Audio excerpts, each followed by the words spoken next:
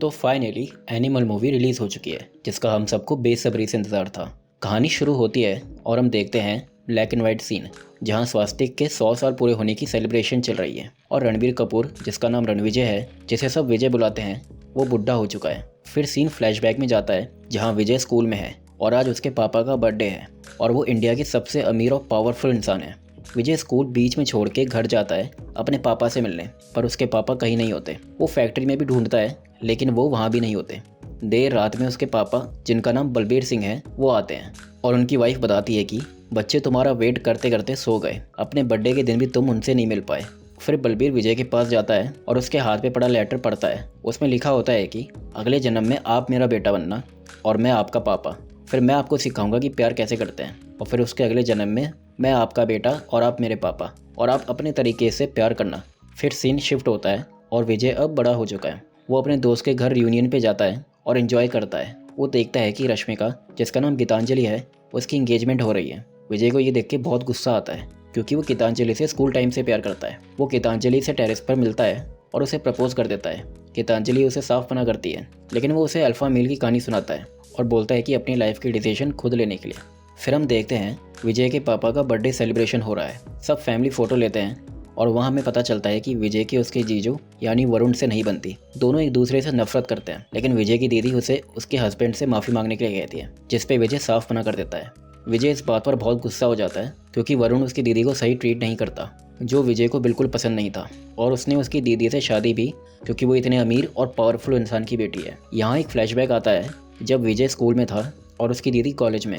कुछ लड़कों ने उसकी दीदी की रैगिंग की थी और विजय को इस बात पर बहुत गुस्सा आता है। वो कॉलेज में जाता है और पूछता है कि किसने रैगिंग की, तो सारे लोग उसका मजाक बनाते हैं, उसे बच्चा बच्चा बोल के चिढ़ाते हैं। फिर विजय क्लास में गन लेके आता है और ज़मीन में फायर करता है। सब डर जाते हैं और बोलते हैं जिन्होंने रैगिंग की वो लंच टाइम में ही चले गए। गाड़ी में उसकी दीदी उस पर गुस्सा होती है, मगर विजय बोलता है कि अगर अपने कॉलेज में सेफ नहीं फील करेंगे तो क्या फ़ायदा। फिर वही लोग आते हैं और उसकी दीदी को छेड़ने लगते हैं। विजय उन सब पे गाड़ी चढ़ा देता है। फिर बलराम विजय को बहुत मारता है, लेकिन विजय को इसका ज़रा सा भी रिग्रेट नहीं होता।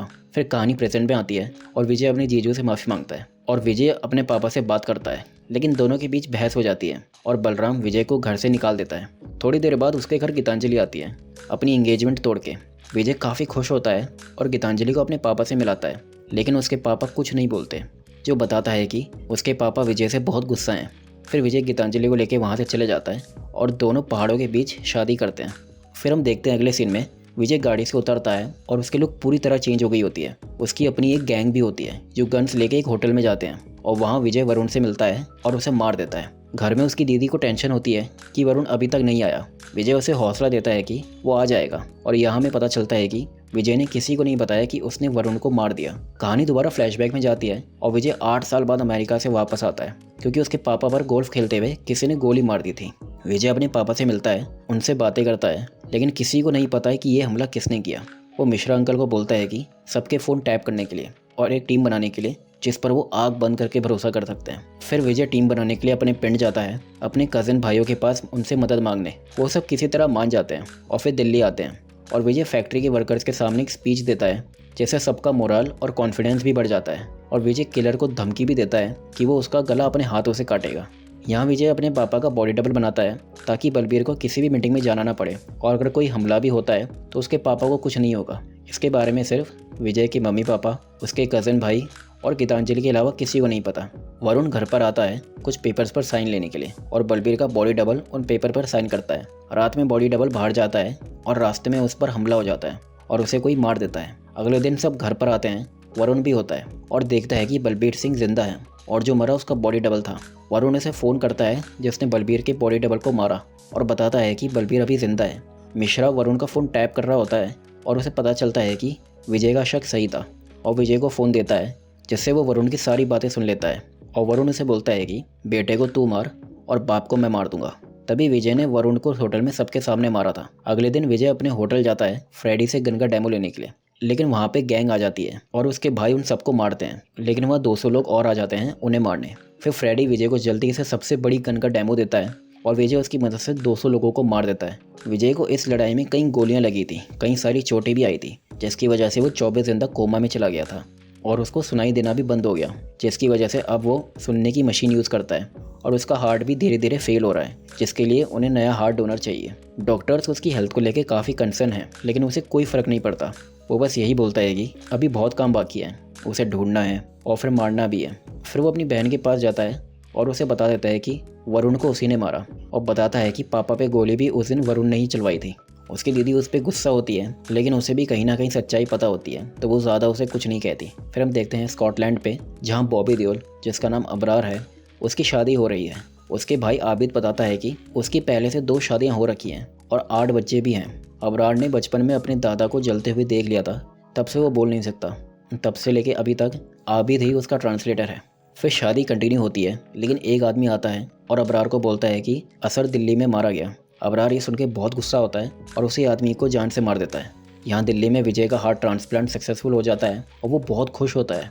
यहाँ जोया आती है और वो बोलती है कि वो विजय से काफ़ी समय से मिलना चाहती थी, क्योंकि ये हार्ट उसके फियोंसे का है। ये कह के वो वहाँ से चली जाती है, लेकिन विजय उसे कुछ दिन रुकने के लिए कहता है और फिर उसके साथ वक्त बिता के उसके साथ अफेयर भी शुरू कर देता है। वो कुछ ही समय में जोया से प्यार करने लग जाता है। वो जोया को रोल्स रॉयस भी गिफ्ट करता है, लेकिन वो ब्लास्ट हो जाती है। जोया घबरा जाती है और उसे बोलती है कि उसने झूठ बोला था कि ये दिल उसके फियोंसे का है, उसे अबरार ने भेजा है ताकि वो विजय को बिजी रख सके, और ये ब्लास्ट भी अबरार ने ही करवाया है।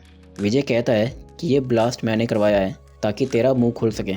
वो उससे उस आगे का प्लान पूछता है। वो बताती है कि अबरार का एक छोटा भाई है जो इस्तांबुल में एक बुचर है। वो उसकी सर्जरी करा के उसे विजय का चेहरा दे रहे हैं, ताकि जब फेक विजय घर जाएगा तो किसी को भी शक नहीं होगा और वो सबको मार देगा और इल्ज़ाम असली विजय पे आएगा। वो आके बोलती है कि अबरार का विजय के पापा के साथ कोई रिश्ता है, क्योंकि अबरार उन्हें बलबीर चाचा बुलाता है।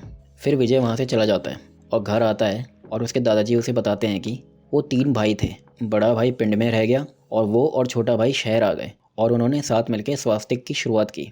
छोटे भाई की नीयत खराब हो गई थी, जिसकी वजह से उसे स्वास्तिक से निकाल दिया। उसने अपनी फैमिली के साथ देश छोड़ दिया। कुछ सालों बाद खबर आई कि उसने अपनी जान ले ली और उसका बेटा यानी अबरार का बाप इंडिया आया बलबीर से अपना हिस्सा मांगने, लेकिन बलबीर ने साफ मना कर दिया। अबरार के बाप ने अपना रिलीजन चेंज कर लिया था और कई सारी शादियाँ की, जिससे उसके कई सारे बच्चे भी हैं और अबरार उसका सबसे बड़ा बेटा है। फिर विजय गीतांजलि के पास जाकर अपने अफेयर के बारे में सब बता देता है। गीतांजलि उस पर बहुत गुस्सा होती है और उसे डिवोर्स मांगती है, लेकिन विजय डिवोर्स देने से साफ मना कर देता है। अगले दिन विजय स्कॉटलैंड के लिए निकल जाता है। वो अबरार के घर आता है, लेकिन अबरार वहाँ नहीं होता। वो पहले ही इंडिया के लिए निकल गया होता है। विजय उसके पीछे जाता है और वो दोनों रनवे पर एक दूसरे को पहली बार देखते हैं और दोनों एक दूसरे को बुरी तरह पीटते हैं। लेकिन विजय अबरार का गला काट देता है और घर आकर अपने पापा को बोलता है कि मैंने सब ठीक कर दिया। दिवाली के दिन विजय अपने पापा के पास आता है और बोलता है कि आप सब मेरे साथ अमेरिका चलो वेकेशन पे। तब उसके पापा उसे बोलते हैं कि उन्हें ल्यूकीमिया है 4 स्टेज। वो बोलता है कि ये सब ठीक हो जाएगा। उसके जानने वाले बहुत हैं अमेरिका में, लेकिन उसके पापा उसे प्रैक्टिकल होने के लिए कहते हैं। तब विजय को बहुत गुस्सा आता है और अपने पापा से बोलता है कि 5th क्लास का दिन एक्ट करने के लिए, जब उसके पापा का बर्थडे था और वो कॉन्सर्ट पे नहीं जा पाया। वो अपने पापा की एक्टिंग करता है और बलबीर को फील होता है कि उसने उसके साथ लाइफ में बहुत गलत किया। वो विजय से माफ़ी मांगता है कि उसे उसको टाइम देना चाहिए था, उसे उसके साथ खड़े रहना चाहिए था जब भी उसे उसकी ज़रूरत थी। और विजय को बोलता है कि अगले जन्म में तू मेरा पापा बनना और मैंने जो गलतियाँ की हैं वो तू मत करना, और उसके अगले जन्म में मैं फिर से पापा और तू मेरा बेटा, और मैं तुझे अपने तरीके से प्यार करूँगा। ये सुन के विजय बहुत ज़्यादा रोता है, क्योंकि उसे लाइफ में सिर्फ अपने पापा से वैलिडेशन चाहिए था, जो उसे आखिर में मिल ही गया। गीतांजलि उसे डिवोर्स के पेपर दे के वहाँ से जाती है, लेकिन विजय का बेटा गाड़ी से भाग के उसके पास आता है और विजय उससे गले से लगा लेता है। अगले सीन में हम देखते हैं कि अबरार का छोटा भाई, जिसका फेस सर्जरी करा के पूरा विजय की तरह बना दिया है, वो आता है और विजय के 2 कज़न भाइयों को बाथरूम में मार देता है, और हमें इसके पार्ट 2 के बारे में पता चलता है और मूवी यहीं ख़त्म हो जाती है।